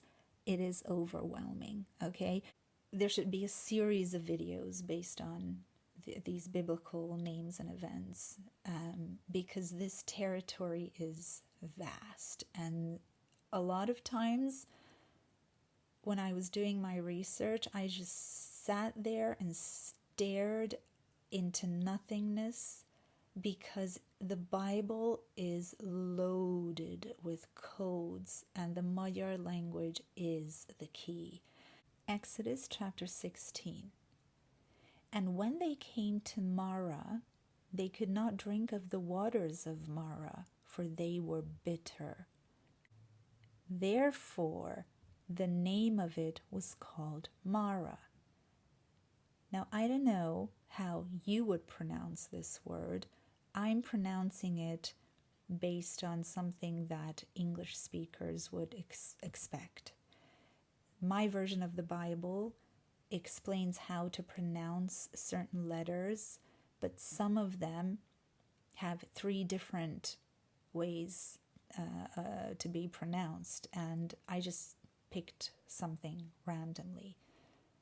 But I know how I, as a Hungarian speaker, would pronounce this name, because it says bitter, and it says, therefore, the name of it was called Marah. It's not Mara, it's not Mara, it's Méreg. I showed you the meaning of this word, didn't I? Do you remember? Méreg means the mass of bitterness. In other words, poison or anger. And when they came to Méreg, they could not drink of the waters of Méreg, for they were bitter. Therefore, the name of it was called Méreg. Perhaps it's worth reading this whole section and interpreting the word as anger, not poison. Either way, we have the Hungarian word present in the Bible, Méreg, and it explains why it was named Méreg. Next, Exodus chapter 17. And he called the name of the place Massa and Meribah, because of the chiding of the children of Israel, and because they tempted the Lord, saying, is the Lord among us or not? The word Massa is fully in Hungarian, and people who speak Hungarian know what I'm talking about, and you can read it no matter which syllable you place first, whether it's Massa or Sa-ma, it's Hungarian. But let's look at Meribah, because that's not so evident. Because they tempted the Lord. What are these people doing then? They are questioning the Lord's authority, his power, or his omniscience. They're saying, is the Lord among us or not? Is he capable of helping us out or not? That is a pretty bold thing to do, right? And we have the root mer again in Meribah. Do you remember the meaning linked to action, the body, and the physical world? One of its 3 meanings? It means dare. Ba is the changed form of the Magyar vak. Blindly daring is what we get when we put the 2 words together. Blindly daring. Bold, basically, right? What's the word for someone who is blindly daring in the Magyar language? Not meri vak, but vak meru. He called the name of the place Vakmeru because of the chiding of the children of Israel, and because they tempted the Lord, saying, is the Lord among us or not? So what we have here is Meru and Vak. Meri, Vak, Meri, Vak, Meri, Ba. Okay, next we have Genesis chapter 17. The story is that Sarai couldn't have a child. But then God said to Abraham, "Thou shalt not call her name Sarai, but Sarah shall her name be. And shall Sarah, that is 90 years old, bear?" So first, she couldn't have any children, and her name was Sarai. And then, when she got pregnant, her name was changed into Sarah. Sarai sounds exactly like Sarai or Saras. Both of these words mean dry, barren, or infertile. Sarah in Hungarian is Sára, but there are words. We have Sára or Sáró, and that's the complete opposite of the first name because it means fertile or capable of conception. So it makes absolute sense that her name was Sarai at first, and then after the conception of her child, she became Sára. We don't know why her name was changed. It doesn't make sense. Just because she's going to have a kid, her name changes, right? But if we use the key, the Magyar language, everything makes sense. And as a bonus, I just have here Amen. Amen means truly, so be it, let it be, or it is confirmed, as we all know. And it supposedly comes from the Hebrew root eman, which means to be firm, faithful, or true. And that makes absolute sense, okay? I'm not arguing against that. In Hungarian, amen is amen. And what's interesting, again, is that am legyen is a phrase that is in use in everyday Hungarian language, and that means let it be, so be it, let it happen, or indeed let it be. So it kind of looks like amen is a contracted form of these two words, am legyen. And contractions happen all the time, like goodbye in English, right? That means originally it was God be with you, and now it's just goodbye. God be with you sounds much better, actually. So who knows? Who knows, right? I'm just saying, am legyen means so be it.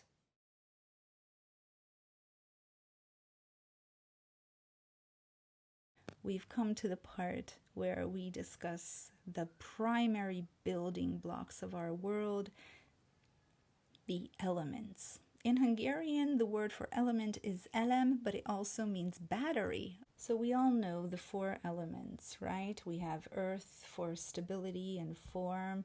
We have water representing emotions and flow. We then have air for thought and breath, and finally fire for energy and transformation. What the Magyar language does is it explains to its users what qualities these elements represent and are responsible for. So the language itself contains like layers of information about our world. Let me show you how. Tűz means fire. And fire is what we need to have will, energy, and carry out actions. Tesz in Hungarian means act or do.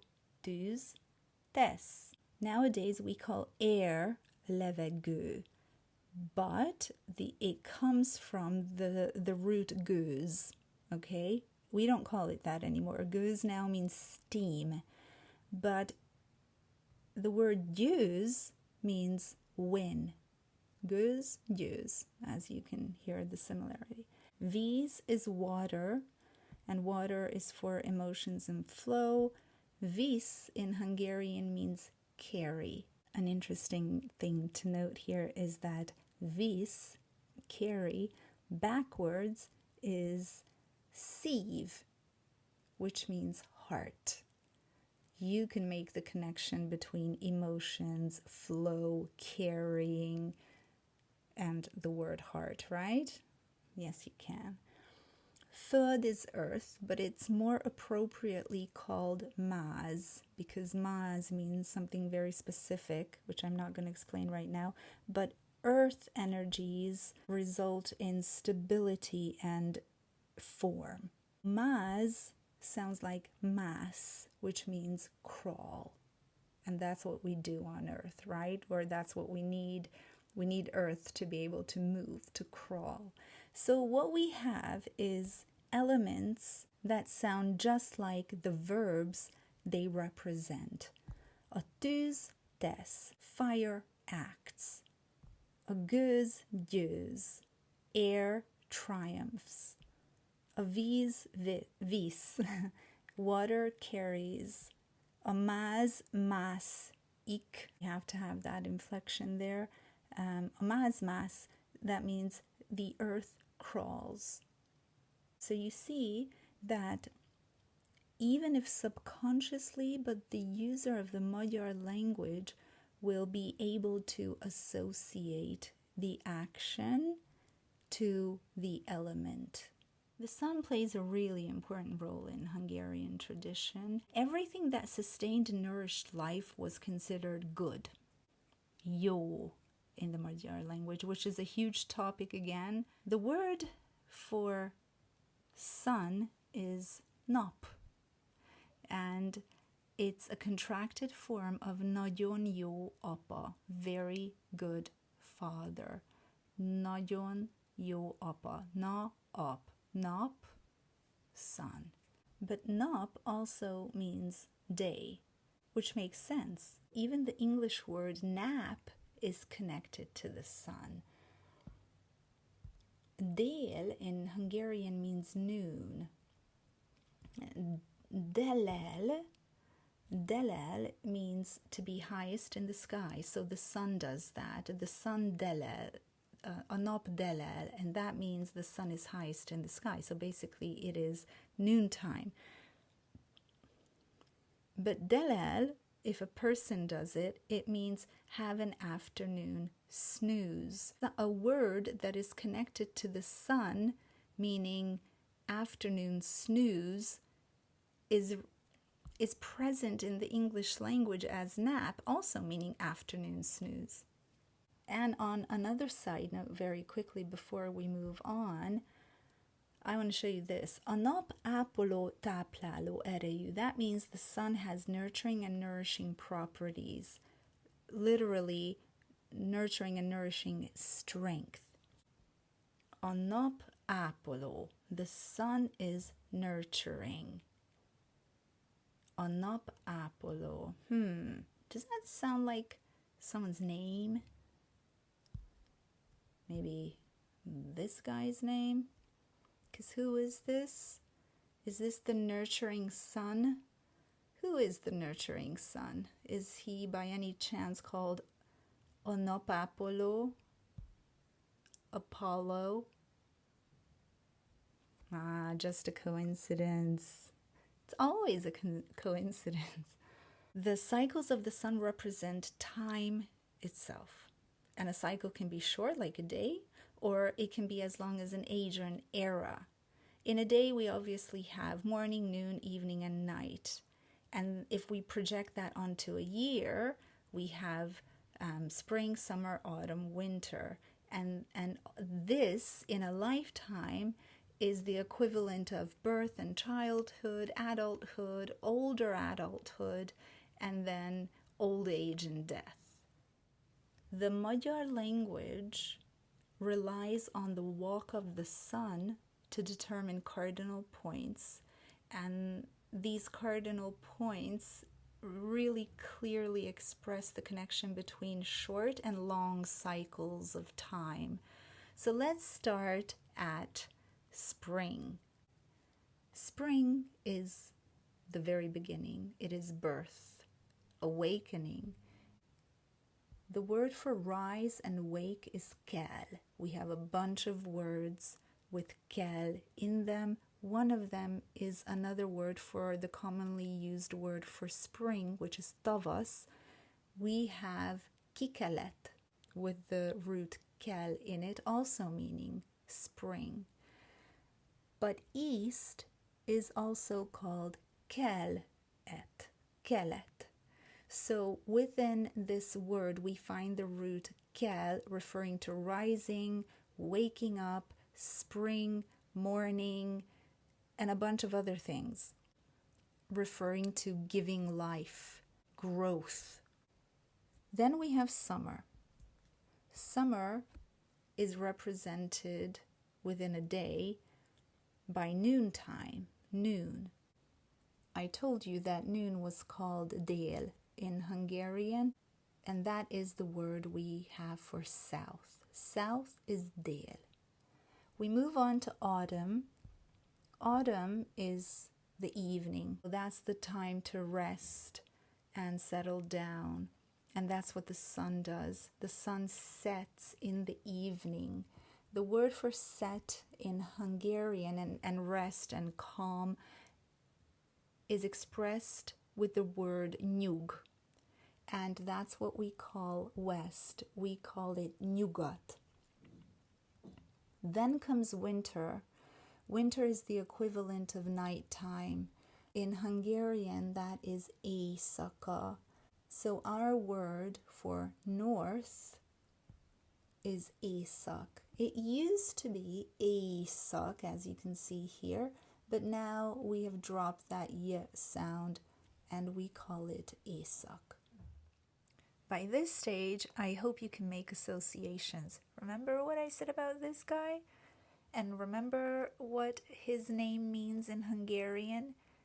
Sötét. Sötét is dark. It's not a coincidence that when the sun sets, it gets dark. What about in the morning? A nap reggel felvirrad, pirkadatkor osztja a sugarait. That means the sun wakes in the morning, it spreads or shares its rays at dawn. The word for spread or share is ost. When the sun shares its rays at dawn, we have east, which is ost in a number of languages. Could that also be a coincidence? Délben dől a sugara, meredeken, meredélyesen. This means that at noon, the sun's rays come down in a steep, precipitous angle, basically a right angle, okay? A right angle to the surface directly underneath it. So steep, precipitous angle is meredek, meredélyes. And I would like to draw your attention to how much dől and dől sound like dél. We pointed out when we looked at the elements how the verb that describes the action responsible for the element sounds almost like the element itself. Here we have the same thing. So what is the Latin word for noon? Let's see. It is meridius. And the official explanation is that it is from medius, meaning middle, and dies, day. Literally, it means midday, so meridian originally referred to the middle of the day or noon. This explanation I can accept. In fact, it seems more sound than making the statement that meridies comes from the Hungarian meredek or meredélyes. However, what happens if we break it up into three parts? Well, in that case, we get mer, idi, es. Ér, which you remember, idő, and a suffix, és. If I rearrange these words, I get időmérés, which means the measuring of time. The prime meridian is 0 degrees longitude. We need meridians to measure time. Our time zones are based on meridians. And it's also the meridians that allow chi to flow in our body. How does that have to do with time? Well, I guess, I assume the amount of time we spend alive depends on chi and how it flows through meridians. So either way, meridian has to do with time, and that is expressed by időmérés. What can I say? Let's move on. Next, we have the evening. A nap este fokról fokra veszti az erejét, míg le nem nyugszik. In the evening, the sun gradually loses its strength until it sets. Nyugsik means set, okay? Vesti, that means lose. We're referring to the power of the sun. It loses its strength from our point of view. If I weren't a Hungarian speaker, I'd probably pronounce nyugsik as noxik. Maybe that's why in Latin nox means night. Think of all the words that are based on this Latin word, nocturnal, okay? But it probably has nothing to do with Hungarian, right? Vesti, vesit is lose. That doesn't sound like west at all, does it? And we're talking about the evening when the sun sets. Let's see, how many languages do we find the word west in, or a version of west? Quite a lot. Maybe more, who knows? Okay, so remember, we are talking about the walk of the sun, okay?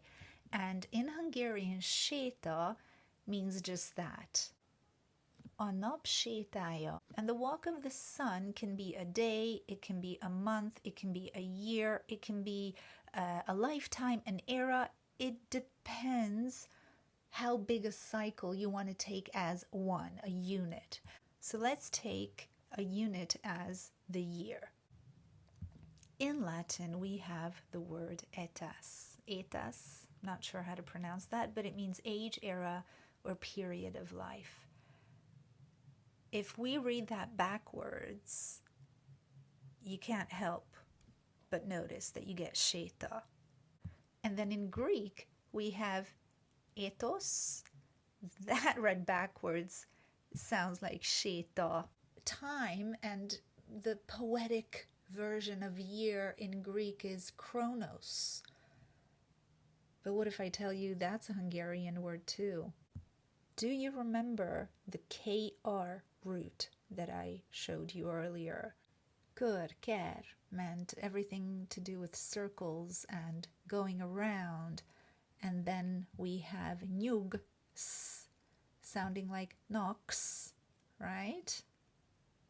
Meaning settle or set. Körbe nyugsik literally translates to around sets. In other words, time comes to the end of a cycle, be that a day, a lifetime, an age, whatever. Chronos means the end of a cycle. Based on the Magyar language, Kronos körbe nyugszik. Körbe nyugszik. Kronos. A shortened, contracted version of the Hungarian phrase. Nyugat is found in Sumerian. There you go. So we found séta in Greek, we found it in Latin, referring to a year, but there is a synonym for séta, very many, in the Magyar language, jár. Jár means, or it refers to a repeated walk, or repeatedly go, or repeatedly attend, or the ability to walk itself. And a nap járása is like a nap sétája, the walk of the sun. These two things mean the same thing, and that refers to a year as well. We have a bunch of words with járás. Időjárás is the weather. Évjárat is the year of publication or production when it comes to a car or a book.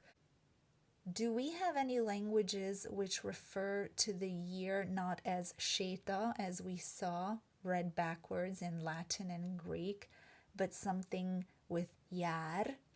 Ooh, I just said it. Yes, even the English year sounds like jár, but the German Jahr, that is in Hungarian. And look at all these other European languages. I don't even know how to pronounce these, but there you go. It's in Hungarian. And then if that wasn't enough, we have all of these Latin words referring to time, the walk of the sun. We've got year, eternity, eternal, and then we've got age. A nos, na nox, a nap nyug, a nap nyugszik. A nos, a nap nyugszik. The sun sets. Nap nyugta meaning sunset in Hungarian is used to refer to time, to measure a year in Latin. And then also évem. Év is the word for year in Hungarian. Éves meaning how old something or somebody is. So every single word that we have found in Latin and in a bunch of other languages have something to do with the Hungarian, the Magyar way of expressing what the sun does and how we measure time, what words we use to measure time. It all has to do with the sun.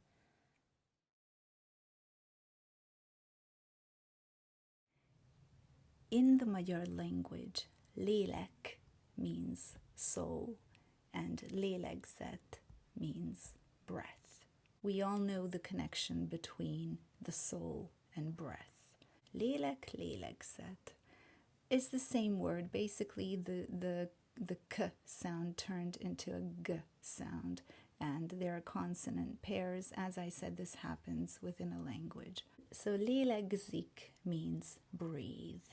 There are a lot of languages in which breathing has to do with the soul or some kind of force.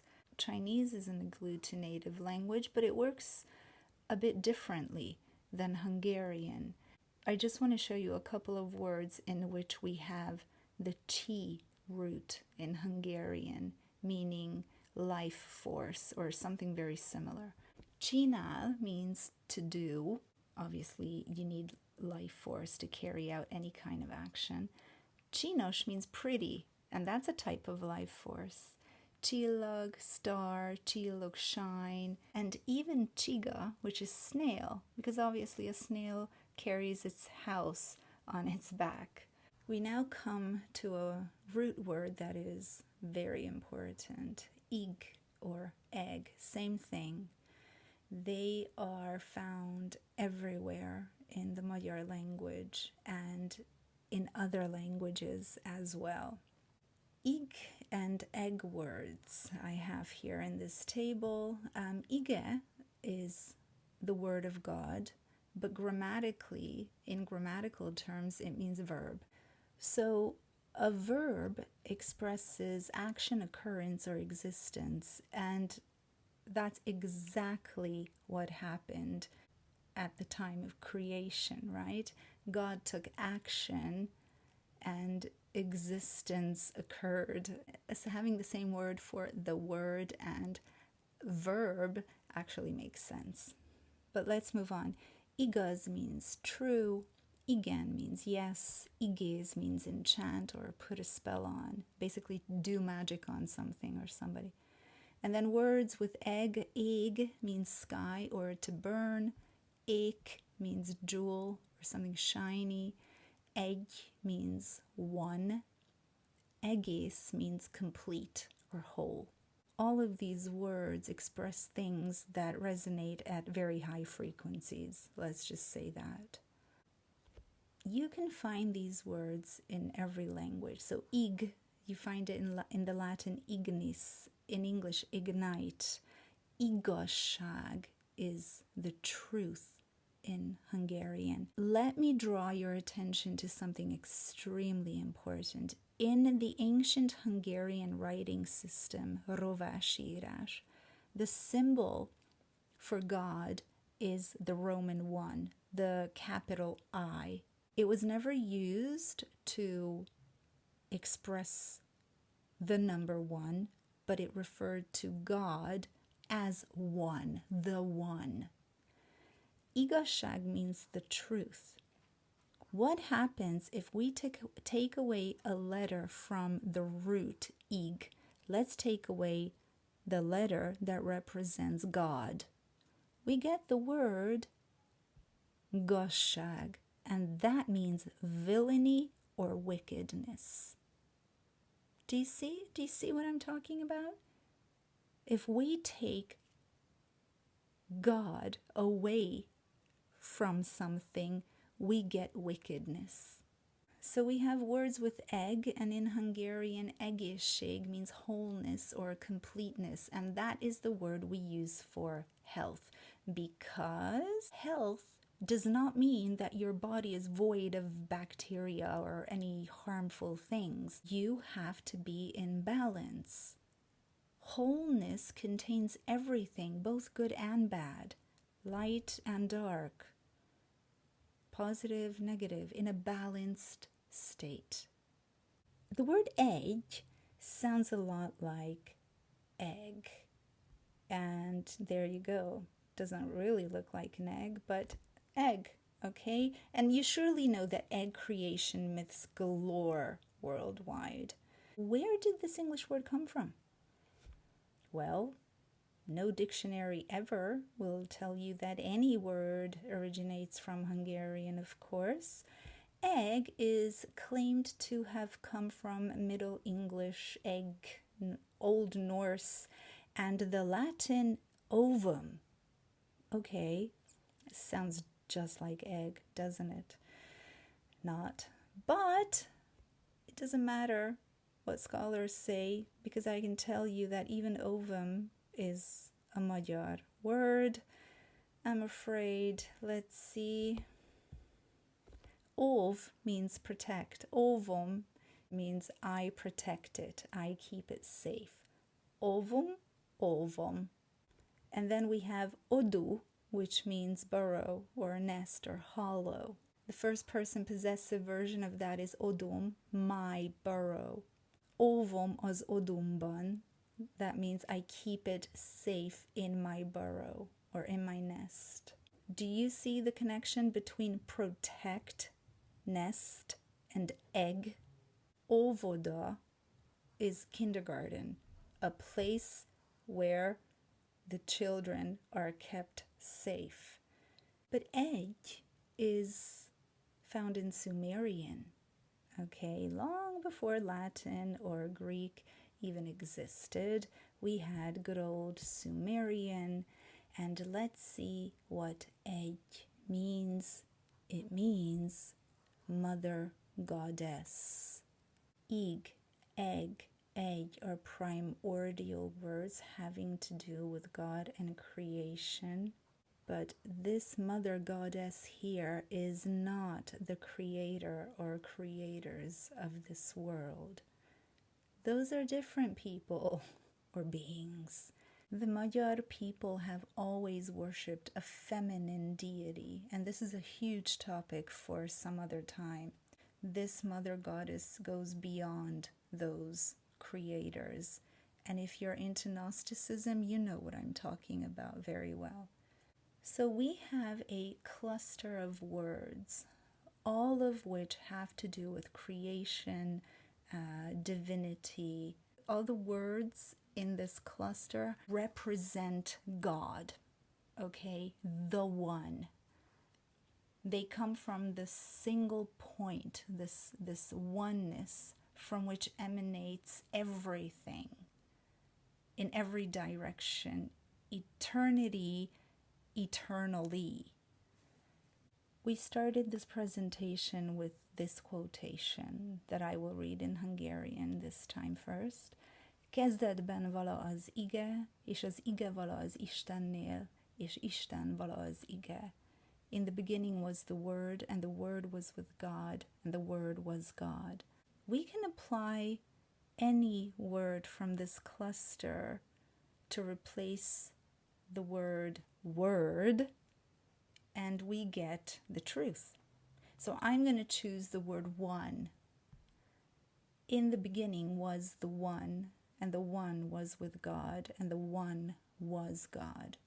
This One is the all, because everything was contained within that one, the egg, the one. What you see here is the chakra system through which chi flows. High frequency is represented by high vowels in the Hungarian language. Those are the front vowels, as I said when I explained the Doppler effect present in the language. Low frequency is represented by the low vowels, which are back vowels in English. What I want to remind you of is that it is the consonants in a word, in a root, that determine the meaning. The vowels modify the meaning, usually at least. Every vowel has a meaning of its own. It represents something, it mirrors something. And so do consonants, but it's the consonants that determine the meaning of the word. So that's why we have ig and egg. They're basically the same. They're slightly modified. The Magyar word for God is Isten.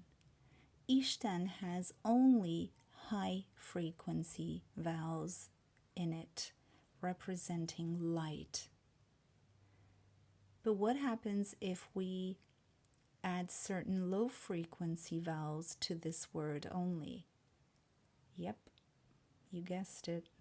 We get the word Sátán, which is the word for Satan in the Magyar language, who is the representative of the dark side. They are on the same spectrum of the chakra system, except one vibrates at a high frequency and the other one vibrates at a low frequency. And this is clearly expressed in the Magyar language. And you know why that is. I explained to you earlier. Because mind egy, all is one. So don't worry, because mindegy, all is one.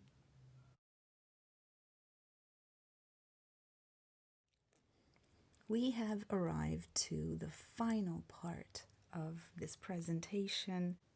I wanted to show how the tongue tries to imitate shapes in our reality, and how the shape of the tongue in the mouth determines, obviously, the sound that people can make, and how that sound that we make is an imitation of the shape we see in the real world. But it would have been too long.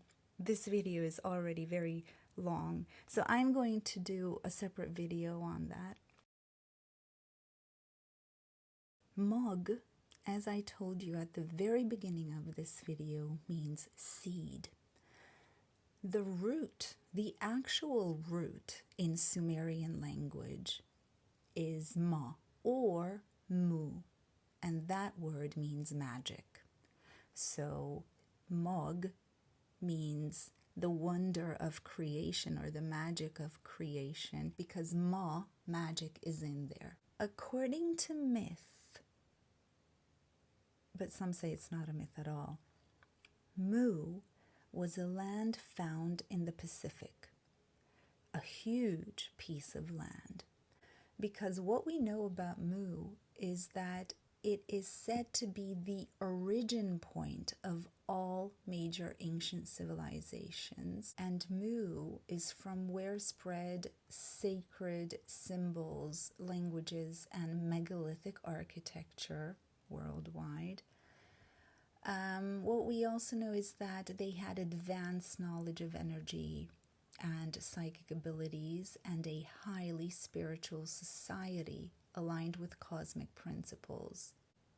And it supposedly sank in a catastrophic event. Easter Island and Hawaii used to belong to Mu. They were parts of Mu, and they are still above water. Could there be other parts of Mu that are still above water? Well, we don't know that because airplanes tend to avoid that area for some strange reason. But this first point, stating that Mu is said to be the origin point of all major ancient civilizations, makes absolute sense, because from here, imagine, if there was a catastrophic event and there were these advanced people living there, they would have been able to get to any place, Asia, North America, South America, Australia, everywhere, absolutely everywhere.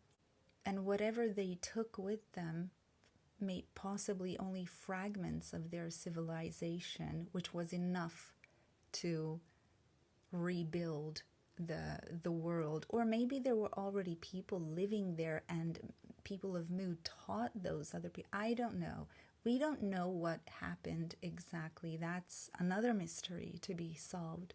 I think that the people of Mu used a language that sounded very, very, very similar to what the Hungarian language sounds like.